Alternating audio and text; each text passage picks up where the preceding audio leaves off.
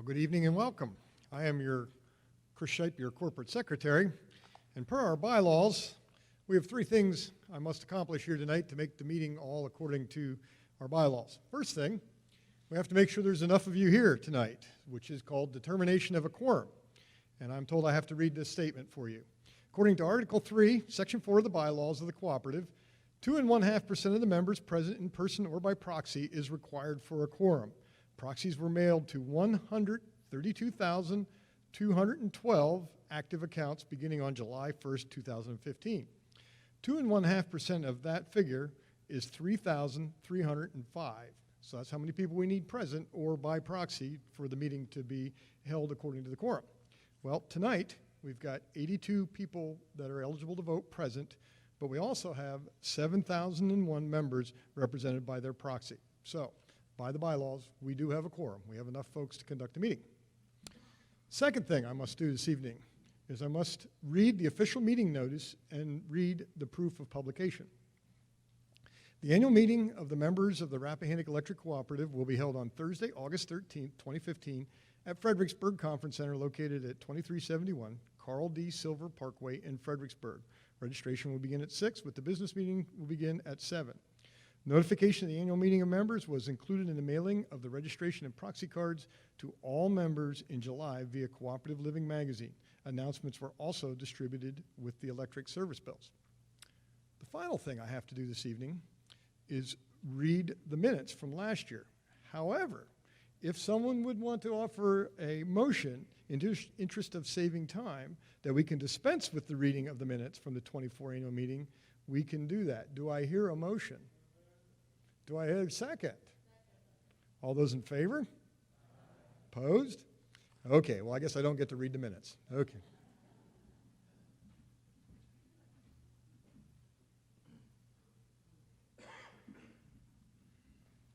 Thank you, Mr. Shipe, and we will miss the reading of the minutes, I'm sure. You're in good hands tonight regarding the election. I want you to know there's no way I can mess it up because Deanna has scripted it out for me perfectly. But thank you all for being here.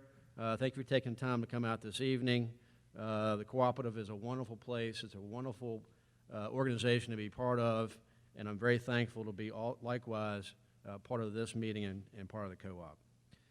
Now, this segment of our agenda is for the election of the directors. Just to give you some quick background, there are, as we had stated earlier, there are currently 11 directors serving on the board. There's one member from each of the Cooperative's geographic regions. Directors are elected for a 3-year term to provide for the continuing experience and leadership on your board. Nominations for directors are accomplished by written petition that must be signed by no less than 25 members and submitted no less than 100 days prior to the annual meeting. All nominees are publicized in your Cooperative, which is published in July, Living magazine.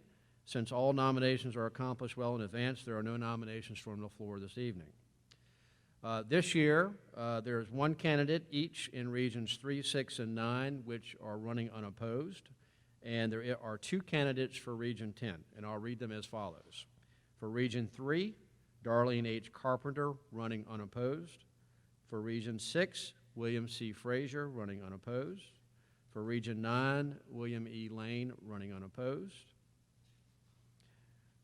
For Region 10, the incumbent, Mr. Christopher G. Shipe, and the challenger, Robert M. Cullors. Mr. Cullors, you can stand. As Mr. Farmer has stated earlier, we have a tellers committee has been appointed to oversee the election balloting and the tallying process. Thank you all very much for serving.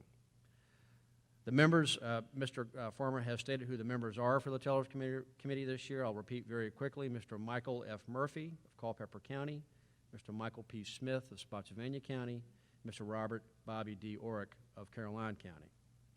In addition to the tellers committee, we have our auditor here, Adams, Jenkins, and Cheatham, who will oversee the process as well. Now, to the election. Speeches. Typically, we allow candidates who are running, those who have a competitor in this election to give speeches. And typically, we would limit those speeches to a specific period of time. I would suggest 3 minutes, but I would need a motion from the floor to allow that to happen. Can I hear a motion, please? A second? We got a motion and a second for 3-minute speeches for each of the candidates. All those in favor vote by saying aye. Opposed, same sign. Thank you. The non-contested candidates will not get to speak, will not give a speech, so we'll save you the 3 minutes there. But the contested elections will have a chance to talk. First, for the Region 10, Mr. Robert M. Cullors, you get to give the first speech.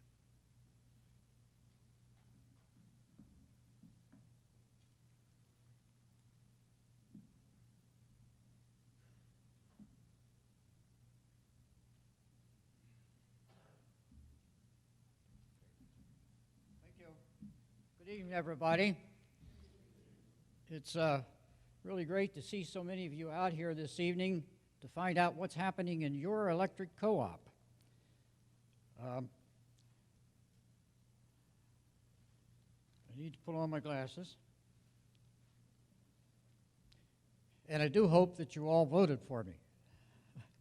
I've been asked to tell in 3 minutes why you should have voted for me. But I want to tell you that as Mark Antony said to Cleopatra, baby, I didn't come here tonight to talk, but I came here to serve you as your representative on your electric co-op. The good Lord has blessed me with some unique experiences over my career. I sat down recently and listed all the boards that I've been associated with. It totaled up to 33. In your material, it says 32, but I'd forgotten that I served as chairman of our church trustees in Pennsylvania, as well as recently in Front Royal. So I hope after tonight that you will make it 34 boards. But I've served on these boards with a unique twist. My firm got involved with association management. And at one point in my career, I was managing simultaneously 3 trade associations, a chamber of commerce, and my own business. I don't know how I ever survived that period, and I didn't dare call anybody by name. But nevertheless, it gave me some very fine experience on both sides of the boardroom, and I can certainly empathize with President Farmer and his staff.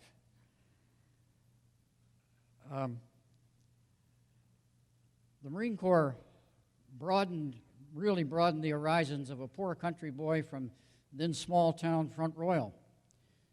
After Quantico, I served in the course of 4 years in Japan, the Philippines, Hong Kong, and Taiwan. It was a real wide-opening experience.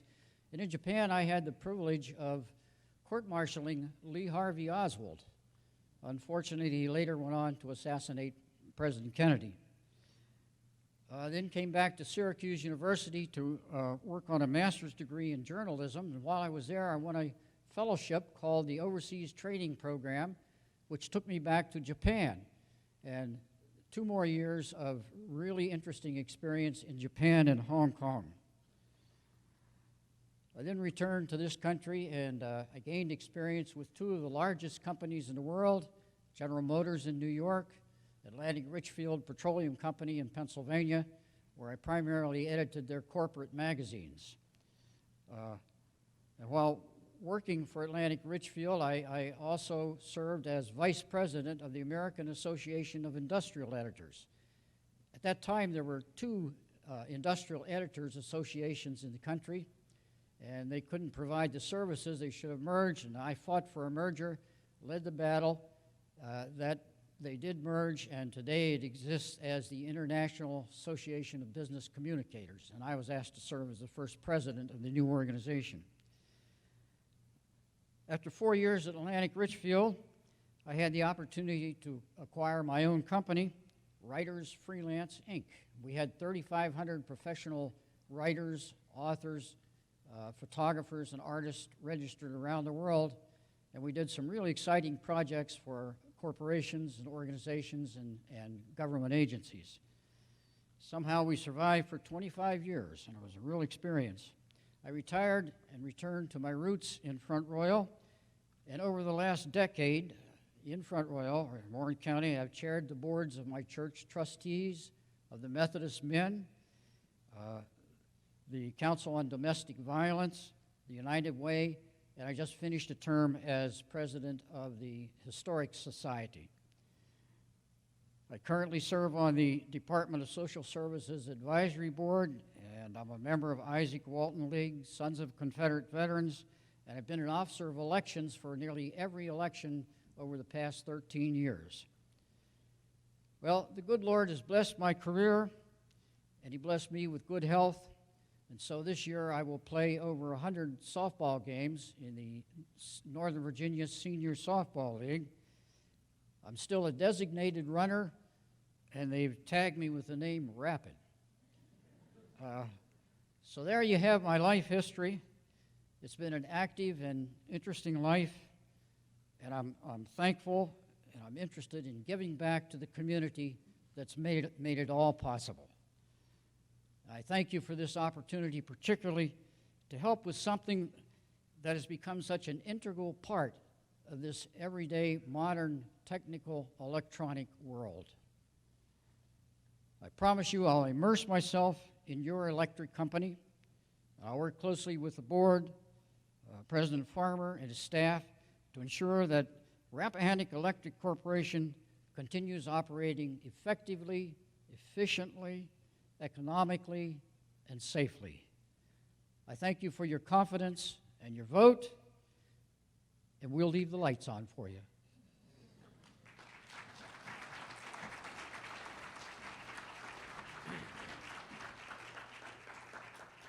Thank you, Mr. Cullors.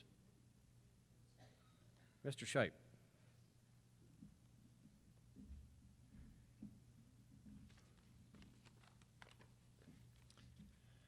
Well, good evening. It's good to see you all at your Cooperative's annual meeting. I'm Chris Shipe, and I'm running to be reelected as the director of District 10, which comprises Clark, Warren, and part of Page County. However, you need to know that as a director, I represent all of you on the Cooperative Board. First, let me tell you a little bit about myself. I've also been incredibly blessed, and as I've been blessed, I feel like I need to give back to the community. In my professional life, I serve as president and CEO of Loudon Mutual Insurance Company, one of the oldest cooperatives here in Virginia. We were founded in 1849, and we provide property insurance throughout the entire state. We like to say at Loudon Mutual that when bad things happen to good people, we're there to help. So, as your director, one of my strengths is I understand and I believe very strongly in the cooperative business model to deliver essential services like insurance and, more importantly, electricity. You see, with the cooperative business model, we only serve you, our members, and I believe in this model very strongly. We don't have the dual responsibility under the cooperative business model to both stockholders and ratepayers, because if stockholders get involved, they want a rate of return, which tends to increase costs. In my personal life, I serve my church and my community. I'm a member of the Duncan United Methodist Church, where I also serve on the trustees and on the administrative council. I've also taken the necessary coursework and serve as a lay leader, lay speaker within our church. In the community, I'm a very active member of the John H. Enders Volunteer Fire Company, where I have both operational and administrative roles. I'm the president of the fire company. I'm also a driver-operator of all the apparatus and actively run rescue squads. In fact, if you show up in Berryville on a Friday night, you can almost always find me down at the rescue squad pulling my squad duty. I believe also a major part of my community service has been the time on the Rappahannock Board of Directors. I've been incredibly thankful and grateful for the opportunity you have given me to serve. During my first completed term as a Rappahannock director, I've taken my responsibilities very, very seriously and devoted myself to learning about REC and the business of distributing electricity. While serving during my first time, I've attended many continuing education classes, and I've met all the qualifications to become a certified cooperative director. This coursework is offered through the National Rural Electric Cooperative Association. Also, while serving you as a director, I've worked hard to be accessible and available to listen to any concerns you have. One of the real blessings and privileges of being an REC director is being able to get to know and work with the fine REC leadership and the wonderful employees at REC. Your cooperative has been incredibly blessed with a dedicated group of employees who daily provide you with outstanding service from caring people. They, in turn, are the ones who have always enabled me to be responsive to any concerns you may have. Since being elected as a director of Rappahannock, I've been selected to chair the HR committee. The HR committee is important because it helps manage the costs of our personnel, and it also makes sure that our cooperative employees are treated fairly. And I think we've done a good job on both circumstances there. Also, my peers, my other directors, have selected me for a leadership position to be the corporate secretary while I've been a director at Rappahannock. As a director of Rappahannock, in conjunction with the REC leadership and the other REC board members, our main purpose is twofold: to set the strategic direction of the cooperative and then approve the resources to meet that strategic direction. As we work to set that strategic direction and allocate those resources, our overall guiding principles as directors is to find that right balance between affordability and reliability when we deliver our electricity to you. Unfortunately, when Rappahannock first took over the new territory, District 10 where I live, the reliability just wasn't where it needed to be. But I've been incredibly privileged to be part of the process and to see all the great things that Rappahannock has done to improve the reliability. And they've just done a wonderful job bringing the reliability up in the new territory where I live. So, tonight, I ask for your support and, most importantly, your vote to allow me to continue to represent you as a director of Rappahannock Electric.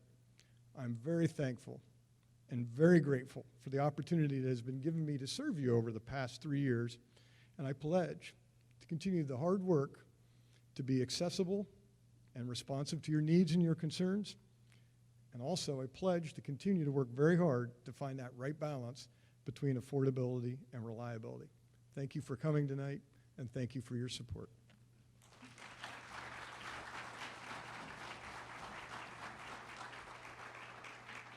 Thank you, Mr. Shipe. Both very excellent speeches.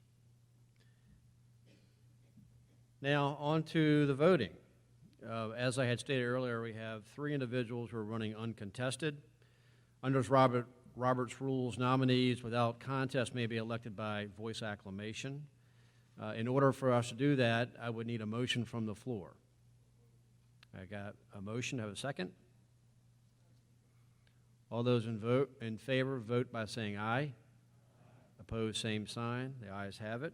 So, now, all in favor of electing the uncontested candidates, Mrs. Carpenter, Mr. Frazier, and Mr. Lane, please signify by saying aye. Aye. Opposed, same sign. The ayes have it. Congratulations. Motion is carried. Now on to the contested election. I'll go through the balloting and the proxies and the voting process. Voting ballots have been prepared, so those who are present today, members present today, may vote along with members who are represented by their proxy. Member registration closed at 6:45 p.m. Each member came in and registered prior to registration closing, received his or her personal member ballots. You likely have a green transparent folder in your hand. Those are your ballots. Proxies, I will now read the names of those who have been appointed to vote as proxies for members who cannot be here tonight. When your name is called, please stand up and remain standing until an employee brings a proxy packet to you. For those voting your personal member ballots, you will notice that the ballots are different colors. The voting ballot for the director election is a yellow ballot, which is up on the screen. For the proxy holders, on the left is a member-designated proxy sample. A member has designated you as his or her proxy, and you are to vote as he or she has indicated. Where the member has designated his or her choices, you simply sign the ballot. On the right is a sample of a non-designated proxy. The member did not indicate his or her choices, and you, as the proxy, decide whom to vote for. Mark your choices and sign the ballot. Remember, for the contested election, you may only vote for one candidate in Region 10, either Mr. Shipe or Mr. Colors. Please make sure your voting ballots are marked clearly, and remember to please sign your proxy ballots. The election results will be announced as soon as possible this evening, at the end of the meeting, or on our webpage, www.myrec.coop. Madam Chairman, that concludes the election. Thank you all very much.